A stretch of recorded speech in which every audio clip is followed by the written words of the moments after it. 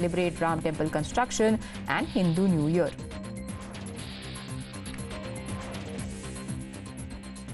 They say pictures don't lie, and today we are going to show you 3 key images that define the state of I.N.D.I.A bloc that held its 3rd mega unity rally in Ranchi.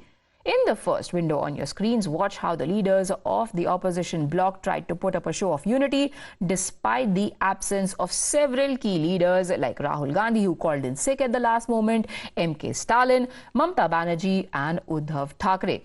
In the second window, there are visuals from the same venue, which show that workers of RJD and the Congress were indulging in a bloody fight. They hurled chairs at each other, sticks were used, and there was absolute pandemonium. What was at the center of this controversy? A seat-sharing arrangement in Bihar.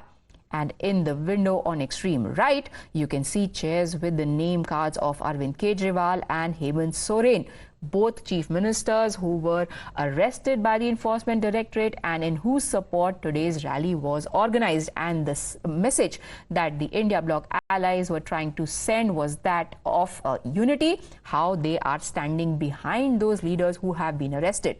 Wives of both these leaders, Mrs. Sunita Kejriwal and Mrs. Kalpana Soren, raised slogans from the stage, "Jail ke ताले टूटेंगे." Jail का ताला टूटेगा, Arvind Kejriwal छूटेंगे, Hemant Soren छूटेंगे। Jail का ताला टूटेगा,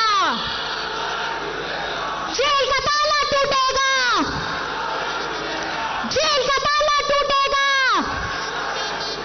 jail का ताला टूटेगा, जेल का ताला टूटेगा।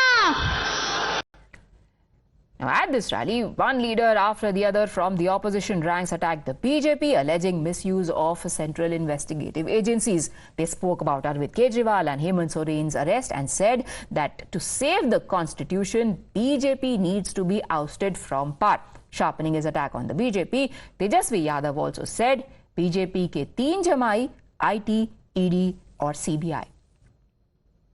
झारखंड में इतना अच्छा काम चल रहा था, दिल्ली में इतना अच्छा काम चल रहा था, गरीबों के लिए सरकार ने काम करनी थी, लेकिन मोदी जी को ये पचा नहीं। तो मोदी जी सोचे अपने जांच एजेंसी जो इनके पार्टी के सेल है, ईडी, हम तो कहते हैं भाजपा के 3 जमाए, ईडी, आईटी, सीबीआई।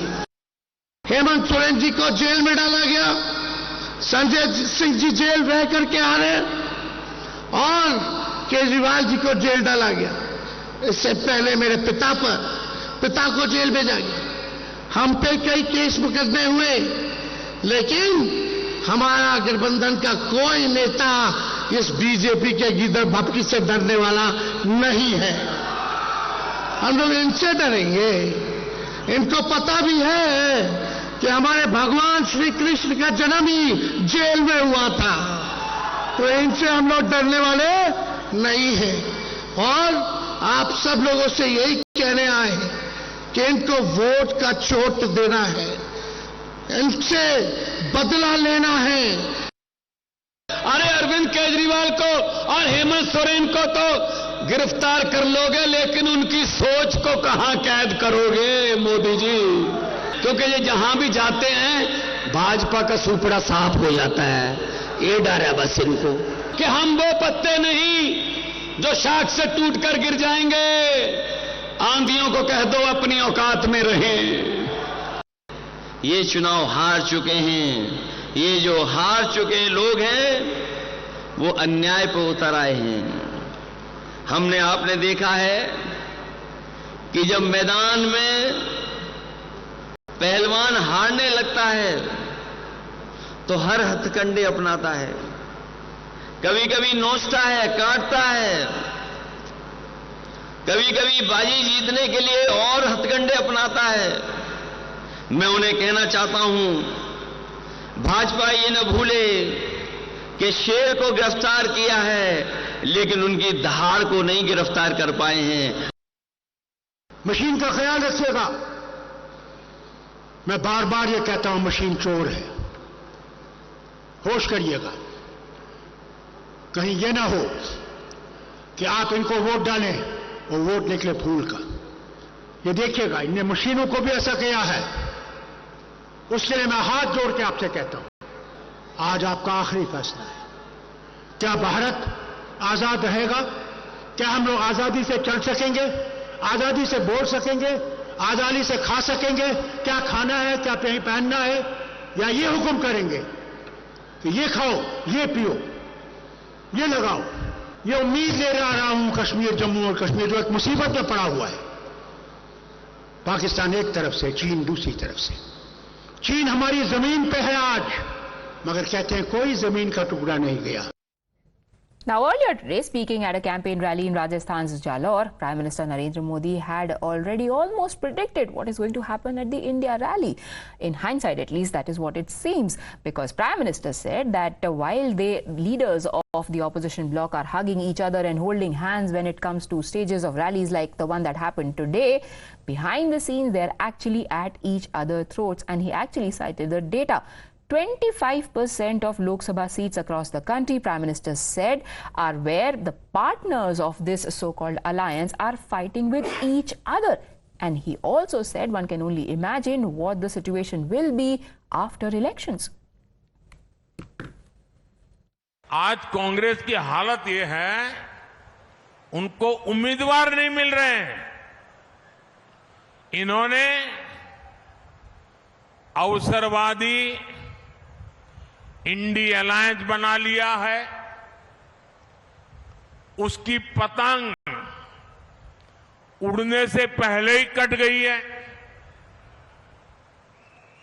कहने को तो गठबंधन है, लेकिन अब हालत देखिए। इस लोकसभा के चुनाव में देश में 25% सीटें ऐसी हैं, आंकड़ा बहुत बड़ा है ये, 25% सीटें ऐसी है जहां ये गठबंधन के लोग एक दूसरे को मारने काटने में लगे हैं, एक दूसरे के खिलाफ चुनाव लड़ रहे हैं। अगर जिसको चुनाव के पहले इतनी लड़ाई चल रही है, तो चुनाव के बाद लूट के लिए तो कितना ज्यादा लड़ाई लड़ेंगे, इसकी कल्पना कर सकते हैं।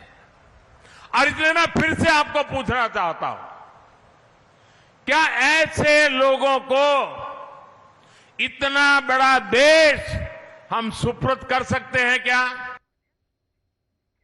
A very crucial question there being posed by the Prime Minister. Joining me now on the impact of this rally is, to understand the impact of this rally, is Tushar Gupta, who's a political analyst. Welcome 2 times now, Tushar. This rally is coming right in the middle of elections. We are no more preparing for elections to get underway. Phase 1 is already over, the largest phase. Phase 2 is right ahead of us. First of all, what message do you think this rally today sent to the voter of the next phases? Good evening. Look, the message sent today by the rally is that of chaos, confusion, and corruption and deceit. They told us that the representatives of the I.N.D.I.A alliance told us that they will have a seat sharing arrangement in place by December 31st, 2023. Today, we are April 21, 2024. The first phase of polling in 102 seats, almost 20% of the seats, is done and dusted. We are 4 days away from the second phase of polling, another 89 seats, and we're just 40-odd days away from the big day of June 4th, and they still don't have a seat-sharing arrangement in place. The workers are clashing in broad daylight in a rally that is supposed to showcase their unity. And Aam Aadmi Party is trying to be a hero in a rally organized in a state that's run by a Congress coalition, the same Congress that registered the first complaint in the Delhi excise policy scam. If you do not call this Shakespearean comedy, what else do you call it? Look, the alliance has no message for the voters. They used to talk about a common minimum program, and I stress on the word minimum here. They're no longer talking about it. For the alliance, it's all about grabbing power at whatever cost. They want, every party wants to have the lion's share of the seats and the vote share, so that if mistakenly they end up forming the government, they can have the bigger hand at the bargaining table when it comes to the cabinet berths. Now, my simple question is, does India deserve a government like that? I'm not against coalitions, but even coalitions have certain degree of integrity. They have an ideology that puts them together. What sort of ideology is this? One party is in conflict with the other. You look at Kerala, what the CPIM is saying about the Congress candidature in Wayanad. You look at Maharashtra, what's going on. You look at Bihar. You look at Uttar Pradesh. In Uttar Pradesh, I'll give you another example. In Uttar Pradesh, the Samajwadi and the Congress is upset about OAC contesting on a few seats, so has he declared. But in Hyderabad, the same Congress is happy supporting OAC's candidature because it helps defeat the BJP. So when all these parties are just working with two objectives, one, to defeat the BJP, and two, to grab the power, where lies the voters' interest? And that's the message that's being sent today from the rally. All right. The name of this rally was Ulgulan Rally, which basically translates into some sort of an uprising. But do you think that when the wives of leaders who are now uniting to fight against corruption, we know that corruption is going to be one of the issues probably on which people should vote, could vote. When they say jail ke tale tootenge, is that the kind of message they want to take to the voters? What is the meaning of two leaders' wives coming on the stage and calling almost for a revolt against an action that has been taken by judiciary? Exactly, that's desperation. Jail के ताले सिर्फ चोर तोड़ते हैं, कानून नहीं. कानून jail के दरवाजे खोलता है जब कानून को लगता है कि जो सलाखों के पीछे है वो गुनहगार नहीं है. आप आम आदमी पार्टी की बात करें, we speak of the Aam Aadmi Party, for instance. 1 year, it's been over 1 year. Manish Sisodia has not got any relief from the courts. Look at Satyendra Jain. Look at Arvind Kejriwal. The man is making all sorts of attempts to get some relief from the court. We are told that he needs a medicine of certain kind. Atishi Marlene or someone was seen carrying a vial of insulin as if it's Saridon that can be given to a patient. All the theatrics can only get you so far. At the end of the day, आप अगर rally में जाएंगे, you go into a public rally and say ताले टूटेंगे. I'm sorry, but this is not some melodrama going on. This is the elections of the biggest democracy in the world, and it's serious business. And I'll tell you something, people on the ground now see through these theatrics. Beyond Delhi and beyond Punjab, Arvind Kejriwal has absolutely no sympathy. I don't think even he has it in Delhi right now, and it will be evident on June 4th when BJP sweeps across Delhi on the 7 Lok Sabha seats and even gains significantly in Punjab. But at the end of the day, if you want relief for the Chief Minister and the former Chief Minister of Jharkhand, the only route is the judicial route. If you are telling the people of India in a political rally that we do not believe in the institutions of this country, which is the lower court, the high court, and the Supreme Court, because Arvind Kejriwal's hearing, his arrest, has also been discussed in the Supreme Court, the legality of it. Are you telling the people of India that be ready for anarchy, that we do not believe in democracy? We are anarchists, as Arvind Kejriwal once famously remarked in 2013. So that's the kind of governance we're going to offer to the people. But Prasad, do you think that, it's election season, any issue could be blown out of proportion? And in this case, two parties could have generated a lot more momentum around their leaders being arrested. But whether it comes to Delhi or it comes to Jharkhand, does one really see that kind of momentum being built by the ground workers of these parties? Even today, Aam Aadmi Party was protesting outside Tihar. I do not think it was any massive protest. Arvind Kejriwal has been arrested for a while now. And in Jharkhand, I might have missed it, but as far as I know, there were no major protests that were conducted by the party workers on the ground. Is this a missed opportunity, even though the leaders might be talking about it on the stage? Do you think it is percolating to the people on ground, to the worker on ground, to the voter on ground? Absolutely not. And you're spot on in your assessment when you say that there are no major protests, no momentum, absolutely nothing. Look what happened in Delhi. The first 2 days after Arvind Kejriwal's arrest, we are talking about protest on the ground. The Aam Aadmi Party leaders are talking about citywide protests. No one really turned up. You remember that visual where 5 to 7 people were standing at one of the metro gates of the ITO station and they were trying to distribute pamphlets and the people were rejecting them. At the end of the day, the people are the real makers or breakers of a government, and they see through these theatrics. You talk to anyone, they'll say, no, there is no autocracy as these leaders like to claim. No, there is no sympathy of Arvind Kejriwal because the courts have denied him relief. It's not the Modi government that's denying him relief. It's the courts on the basis of the case that are denying him relief. So absolutely, there is no momentum with these two parties specifically. And I also tell you about the Congress. The first phase of polling happened, and in states like Madhya Pradesh, Uttarakhand, even Rajasthan for that matter, which are core two-way contests between the BJP and the Congress, There were no booth level workers of the Congress present. There is absolutely no motivation, even amongst the Congress workers, forget the voters, to come out and support the party. So in this aspect, if you look at this entire equation, political equation building up, the Aam Aadmi Party is now unable to convince the people of Delhi. The Congress is unable to convince its voters. So where does it really leave the alliance? In the place of desperation. Okay, but here is what a very prominent leader of the Congress, Veerappa Moily, thinks of the status of alliance. Let's play out that reaction and then I'll come to you for a quick response. India alliance is picking up now. First time in the history of the country, there is such a strong alliance like India alliance. You know, when we formed the government in 2004, there was only UPA.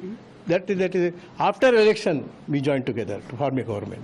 This time everybody is united except the Mamata ji from the West Bengal. She said that I'm not going to join now, but she will definitely join later. And with this kind of a strongest commitment to go together and fight together against BJP and the I.N.D.A., you know, the Congress, the I.N.D.A. alliance will come back to power by 2024. Despite all the fights, despite all the antagonistic stands, do you think it will be too early to dismiss India alliance? No, on the contrary, we are no one to dismiss the India alliance. The India alliance is dismissing itself, embarrassing itself. You are going into polls, 540 seats. You are in a direct contest with the BJP on at least 250 seats. Where are your candidates? Where are your candidates for the low-hanging seats? Seats that you once held and held for a long time. For instance, Amethi and Raebareli. Where are the candidatures for that? If Mr. Moily really believes that the India alliance is going to come back into power, why is the CPIM angry with the Congress in Kerala? Why was Mamata Banerjee reluctant to give Congress any seats in West Bengal? Why is the SP and Congress alliance upset about OAC contesting seats in Uttar Pradesh and even in Bihar for that matter? Why is Bhagwant Mann, who was by the way present in the rally today, upset about Congress and Aam Aadmi Party having a seat sharing arrangement against his wishes in Punjab? My simple question is, they are saying us that the alliance is picking up. What is it really picking up? Ways to find itself to embarrass, its leaders. That's all it's doing. Because it's been a year almost now since the Karnataka election. We've been hearing and hearing that an alliance is in the works. What happened to Nitish Kumar? He exited the first opportunity he got. And eventually what it boils down to is no matter how many utterances of unity, united fight against the BJP you make from the stage, it is visuals like those of clashes that came right from the rally venue today that tend to tell the real story, something that perhaps even the leaders of the alliance should take note of. Thank you, Tushar, for joining us. We take a very quick break.